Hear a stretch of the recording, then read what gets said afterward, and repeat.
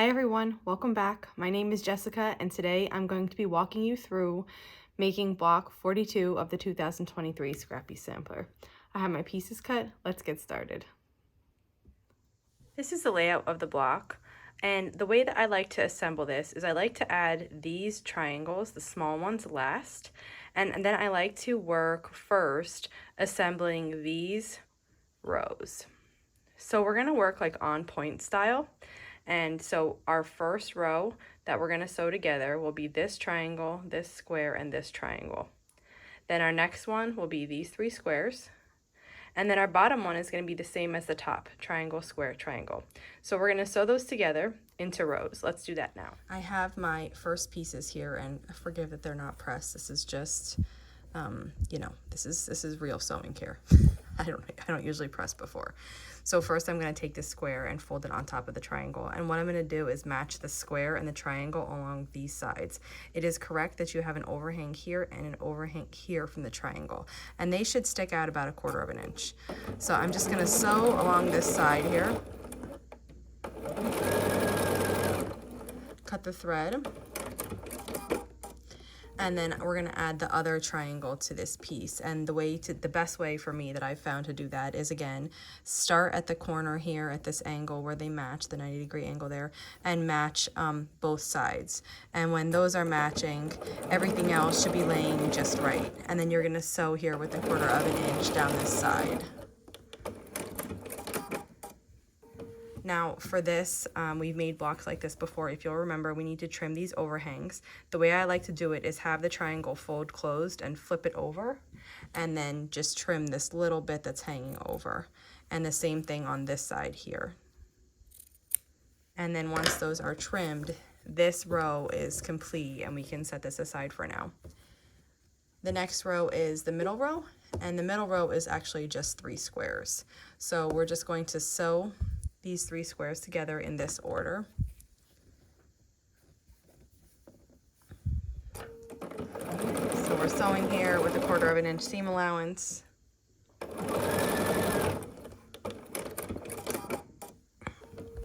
And then we're going to open this up and then add this green piece onto the other side here.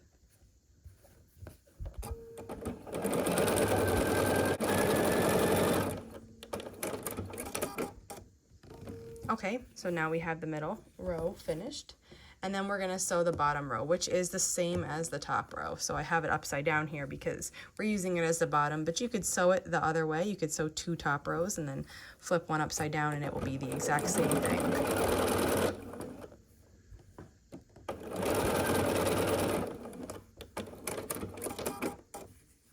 Then we're going to do the same thing here. We're matching the sides, the sides here, making sure they're all matched up before we start sewing.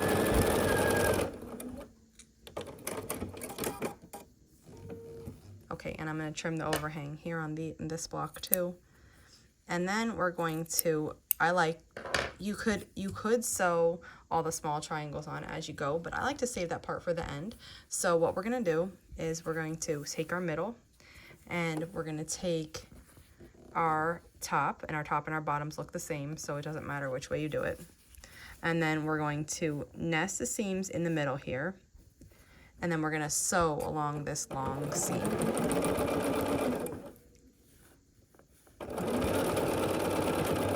And once I get that there, I take a break and nest this other seam, make sure everything's laying correctly before I keep sewing. And kind of when I get to this seam, I'll just pause and make sure everything is still in line. Now we're going to do the same thing. This is what it looks like so far. We're going to do the same thing on this side. So I have my other piece. We're nesting this seam, and then we're going to sew here.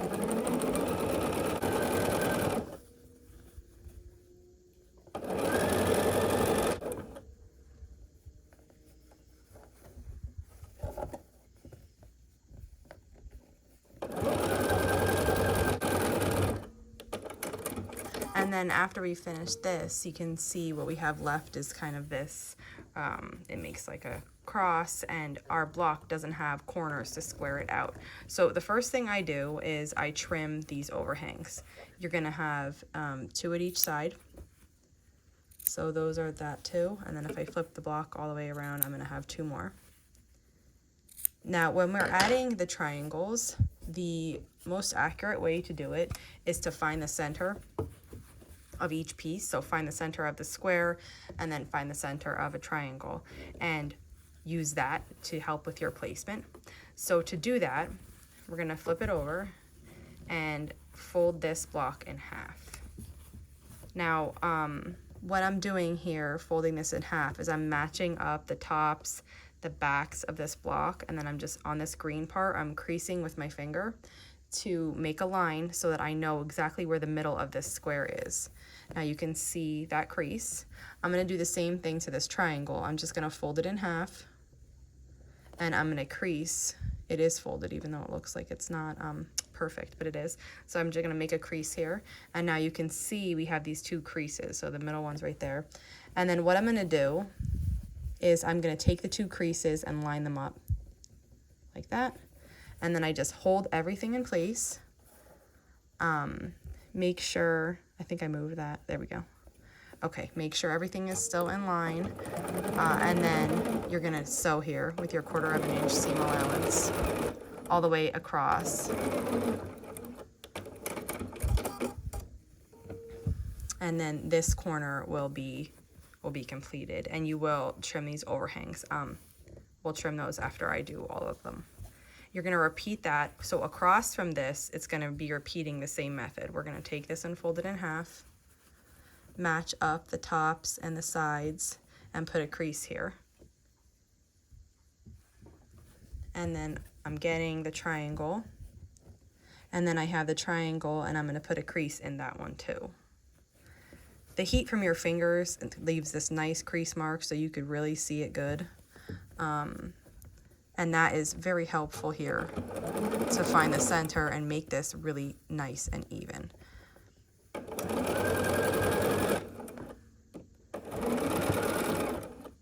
Okay. So we have 2 corners on, and we need to add the last 2. This way, this block will do the same. Now this is like the long middle seam, so these are a little bit easier to fold because you have access to the whole block, whereas up here it was sewn together, so you didn't have access to this as easy. So I just fold this in half and crease it. And that might not have looked accurate on the camera, but it was perfectly in half, and that's kind of important because you want it to be as accurate as possible. So here now I'm going to take these 2 seams, I'm matching up the creases, and then I'm gonna sew just like we did, 1/4 of an inch all the way across here.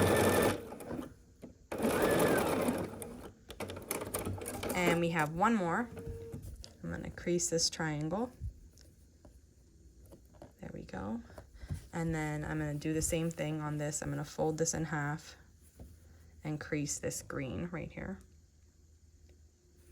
And once that's creased, good enough to see, then I will lay everything out flat. I'll match the 2 creases just like we've been doing at every corner and sew across here.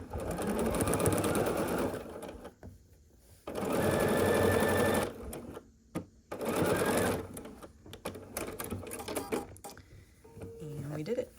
This block is made. It just needs to be pressed.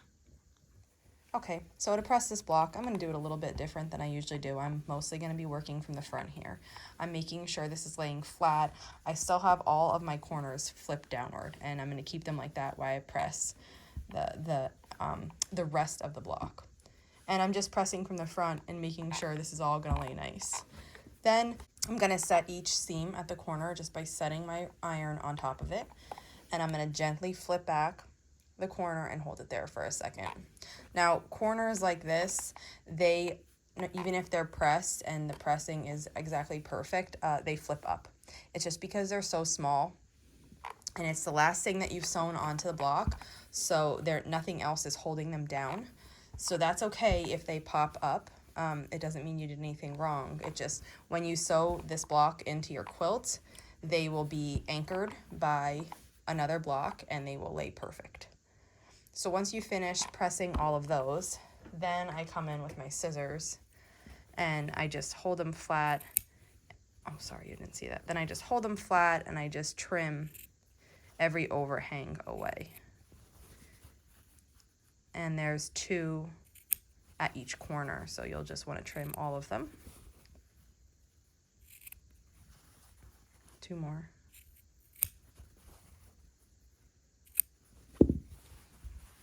And this is what it looks like when you're finished pressing and trimming. So here's block 42. I love this style block. It's kind of like a granny square style block, but it's just a small one, so it makes a little X. If you have any questions on this block, leave them in the comments below and I will be sure to answer. And if not, I'll see you back here tomorrow for block 43. Thanks for following along.